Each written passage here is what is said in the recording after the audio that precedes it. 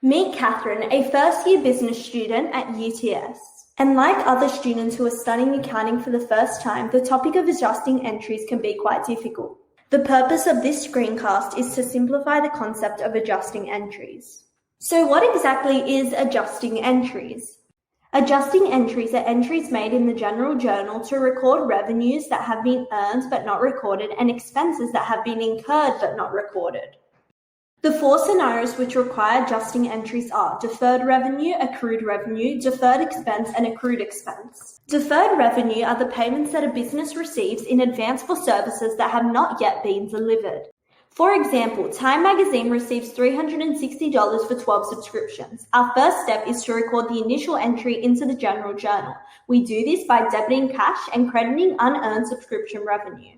Our second step is to record the adjusting entry.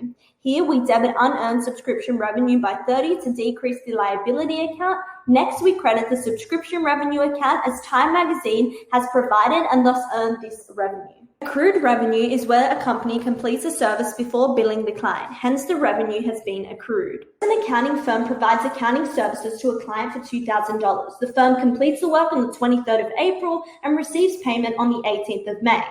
We know that the client owes the accounting firm $2,000, so we debit this amount to the accounts receivable account to increase it. Since the firm has earned the $2,000 they are to receive on the 18th of May, we then credit the service revenue account to increase it.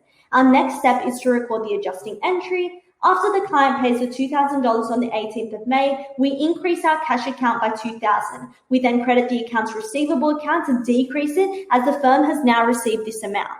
Deferred expense is where cash is paid before an expense is incurred. Suppose a company purchases a 12-month insurance policy on the 1st of January for $36,000.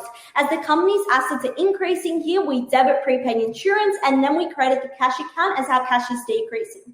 Next, we record the adjusting entry. So on the 31st of January, the company has actually used up $3,000 worth of its prepaid insurance, so we debit insurance expense and credit prepaid insurance.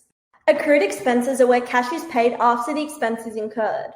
Suppose daily payroll and Inspire Fitness Co. $7,000. On Friday, the company records its payroll expense as $35,000. First, we record the initial entry by debiting the salaries expense account to increase it by $35,000.